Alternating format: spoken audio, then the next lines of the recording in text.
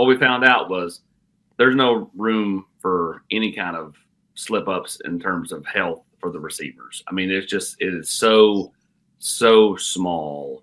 The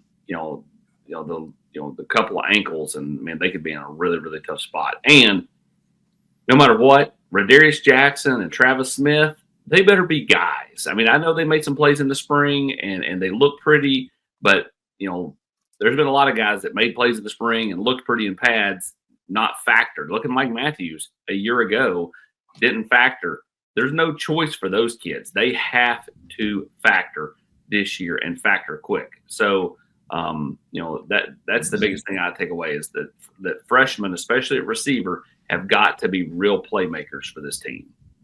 I think my biggest takeaway, Grant, and Brent mentioned it, was probably the tight ends. And again, they're running around in shorts and jersey and helmets, and they put the pads on the last couple of days. Full pads is coming, don't get me wrong. And, of course, the intensity, the pads popping a little bit, picked up once the shoulder pads came on.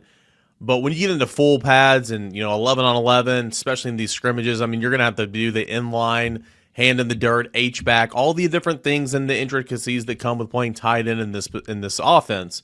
We know Miles Kutzman can do it. We know Ethan Davis has been a 2.5-year work in progress. He's made a lot of strides.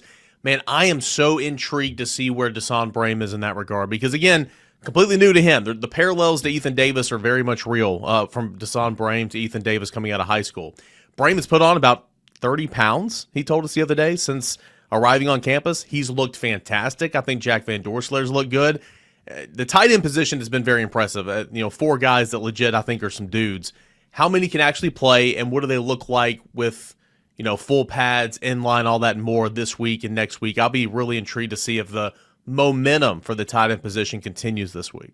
I almost wore red before this podcast, and then I realized that Eric would have to blur me out if I did wear red for this entire thing, so I put on a white shirt so I could be a full participant. I mean, I don't have a ton of takeaways from camp because we haven't really seen anything. I haven't seen anything. Just the zip on the ball from Aguilar and Merklinger, I think, has been kind of impressive to me. They both got strong arms. They both got quick releases. I think they're very similar, it looks like, in the routes on air, the way they play the game, the way they throw the ball. They've been fairly accurate. I know there have been some drops and there's been some sloppiness, but I've been impressed with those. So I think George McIntyre looks like a freshman, a little bit of a slower, kind of more labored, taller release, I guess, from him. But just watching those two quarterbacks, I think I would assume it's a legit competition because when you sit there and watch them in routes on air, it looks like they're, you're trying to split hairs. You're trying to figure out who's the better quarterback among those two. I think I'm surprised Tennessee fans haven't tried to kind of dissect why is Merklinger wearing the GoPro on his helmet and Joey Aguilar was not. Oh, don't worry. We had some people mad at me because I didn't mention who was wearing the GoPro in the practice observations. I didn't think that was very much of a big What day deal. was that? Was that Saturday morning? I can't even remember what they were doing last week if either of them had on the GoPro.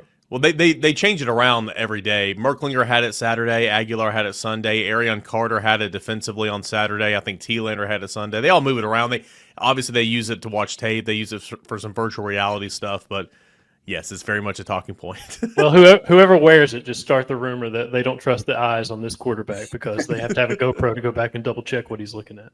Is there going to be true separation at the quarterback position this week? I'm not saying it's starters named or anything, Austin, but, I mean, the pads are going to be on, full padded practices, scrimmage coming up on Saturday. And yeah, I know there were some drops and some sloppiness and routes versus air a little bit over the weekend, but, the things that matter is the 11 on 11. The things that matter is who commands the offense the best in that scrimmage on Saturday. Is there going to be some separation this week amongst the 3 quarterbacks with real football, full padded practice? I got some news. I got a news flash for everybody.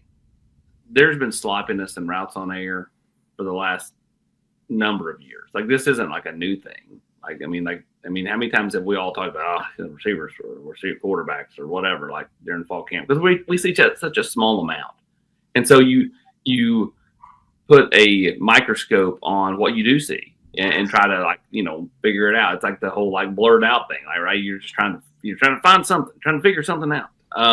But the quarterbacks, I don't think you'll see a ton of separation this week because you're going to have the scrimmage on Saturday, but you're going to have a lot of 11 on 11 scrimmage work all throughout practice throughout the week. Just Saturday is just a scrimmage. Like, there's no individual periods. You just kind of go out there, you warm up, and you go. Even in situational stuff. So I think it's a big week, but I don't think this is the end all be all for the quarterback competition. I think this thing will go into the following weekend, and at that point, I think you'll start to see real separation. Could they separate 2 from the pack, maybe? Sure, absolutely. My biggest question is what kind of reps does Georgia McIntyre get? Is he getting reps with actual real 1s and 2s, or is he only getting reps with kind of the 3s and 4s? Because I think that matters, right? I don't think that in the spring, until Nico departed and he played in the spring game, George threw it to a lot of players that were on scholarship. I think he threw it to a lot of walk-ons. So, what does the divvy up of reps look like? This past week, this current week, and then into next week. I don't think anybody wins the job this week, but I do think this is the first week of separation, that you can start to separate yourself. I think somebody can take the lead this week. I don't think anybody could take the lead last week. It was installs. It was no pads. You were dividing everything up equally. I think you can go into Sunday morning staff meeting and review the whole week. And I think you can have in your head, somebody's my leader at quarterback. Somebody has emerged out front. Now, can they hold on to it? I'm not saying it's decided this week, but I do think separation and evaluation can be created this week, where I don't think that was the case in week 1. I don't think that was ever going to be the case in week 1. I do think that's a possibility this week. I think the other thing I'm interested in here, and we sort of joke about some of this stuff sometimes, but we've seen, obviously, walk-ons like Will Brooks be a factor. Kelsey Pope meets the media on Friday, and the question is, does he have anybody outside of a scholarship guy who could be a contributor? I'm not saying a starter, but who could be in a rotation? That's a real question now, because when you look at where they are with a tweaked hamstring here or a sprained ankle there, they may have to count on somebody that is not on scholarship, that doesn't have a big resume, that doesn't have a bunch of stars coming out of high school. Is there a guy on this roster who could help them in a pinch in that role? Or what is your answer if you get depleted at the receiver position? Are you moving Ethan Davis? All joking aside, are you sliding Deshaun Brame out? What are you doing at the receiver spot if suddenly 6 or 7 guys become 4 guys? What is the answer? I'll be curious to see what Kelsey Pope has to say about that on Friday. That's my question, Austin. And again, you hope you're not in this situation, but football is a contact sport. Guys are going to miss practices. Guys are going to miss parts of game. Say you're down 2-3 wide receivers. Again, we joke about it, but what's the hurt in putting Deshaun Brame or Ethan Davis out there in the slot and running true personnel, but just flexing that second tight end out? I don't know. I mean, maybe that's something they look into. You'll absolutely see multiple tight end sets this year. I mean, we saw them last year. You were going to see them again this year, but I think they could be more prevalent than maybe they even anticipated because of this discussion alone. The year of 14 personnel? Would that be 14 personnel? One running back, 4 tight ends? I mean, I think it's it's interesting. Is there someone who, for lack of a better word, could be serviceable as a wide receiver who's not one of your signees? We haven't seen that much at Tennessee, but could there be one of those emerge? Also makes you wonder why Dayton Sneed left, because obviously I think he would have an opportunity with this current lineup to potentially play. But he left and went to North Carolina, and we'll see what kind of shot he gets over there. Is Weary a factor? It certainly does not feel like Amari Jefferson's going to be a factor at right now.